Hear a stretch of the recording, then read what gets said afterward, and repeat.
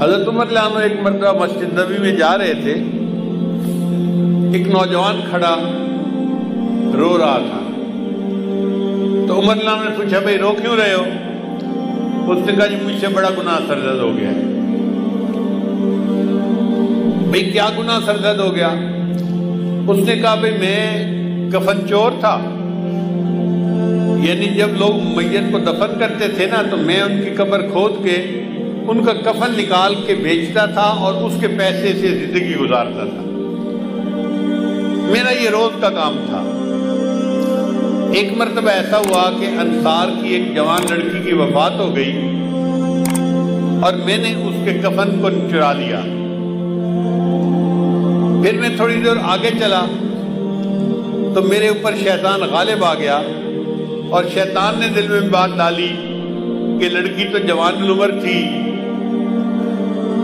تو کیوں نہ میں اس سے اپنی خواہش ہی پوری کر لوں۔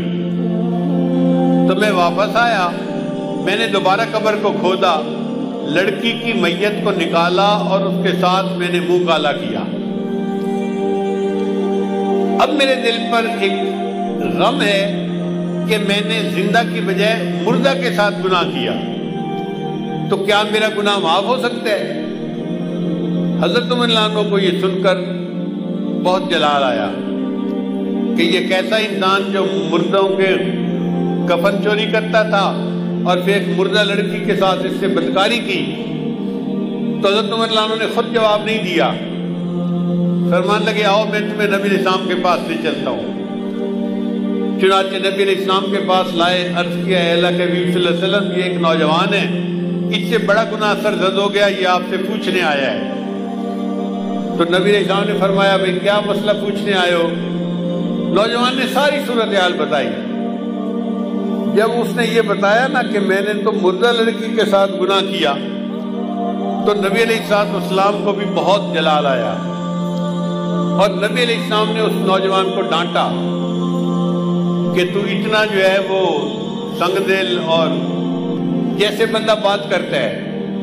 تو نبی علیہ السلام نے اسے ڈانٹا کہ تجھے ذرا حیا نہ آئی کہ تو نے ایک مردہ عورت کے ساتھ بدکاری کی، یہ کیا وہ کیا۔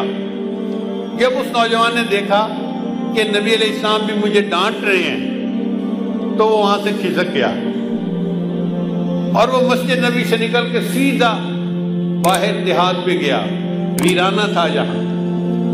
40 دن تک وہ نوجوان اللہ کے سامنے روتا رہا، اللہ میں اعتراف کرتا ہوں کہ میں نے یہ گناہ کیا، لیکن بخشنے والا تیرے سوا اور کوئی ہے تو نہیں، تو اللہ مجھے بخش دے۔ اتنا اس نے آنسو بہائے، اتنا اس نے اللہ کے سامنے عاجزی ظاہر کی کہ اللہ رب العزت نے جبرائیل علیہ السلام کو نبی علیہ السلام کے پاس بھیجا۔ جبرائیل سامنے آ کے پوچھا اے اللہ کے حبیب صلی اللہ علیہ وسلم، اللہ نے مجھے آپ کی طرف بھیجا ہے اور اللہ نے کہا ہے کہ مجھے یہ بتاؤ کہ بندوں کو آپ نے پیدا کیا ہے یا میں نے پیدا کیا ہے؟ تو نبی علیہ السلام نے جواب دیا کہ مجھے بھی اللہ نے پیدا کیا ہے اور ساری مخلوق کو اللہ نے پیدا کیا ہے۔ پھر پوچھا اچھا یہ بتائیے کہ بندوں کو رزق کون دیتا ہے، آپ دیتے ہیں یا میں دیتا ہوں؟ نبی علیہ السلام نے جواب دیا ساری مخلوق کو اللہ رزق دیتا ہے، مجھے بھی اللہ ہی رزق دیتا ہے۔ اے اللہ کے رسول، اللہ نے تیسری بات یہ پوچھی ہے کہ بندوں کی معافی کو میں نے قبول کرنا ہے یا آپ نے قبول کرنا ہے؟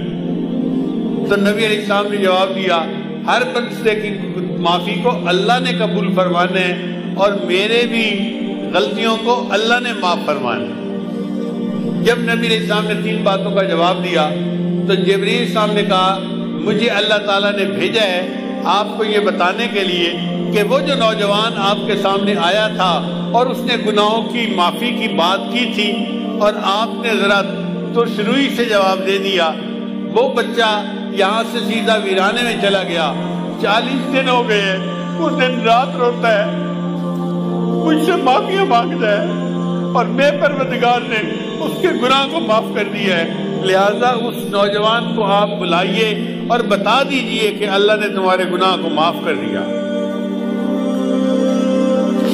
حضرت شیخ الحدیث رحمۃ اللہ نے یہ واقعہ لکھا ہے، وہ فرماتے ہیں کہ نبی علیہ السلام نے پھر ایک صحابی کو بھیجا اور اس نوجوان کو بلوایا اور اس کو خوشخبری دی کہ اللہ رب العزت نے تمہارے گناہ کو معاف کر دیا، اللہ تعالی ہمارے بھی سب گناہوں کو معاف فرما دے اور ہماری توبہ کو قبول فرما دے۔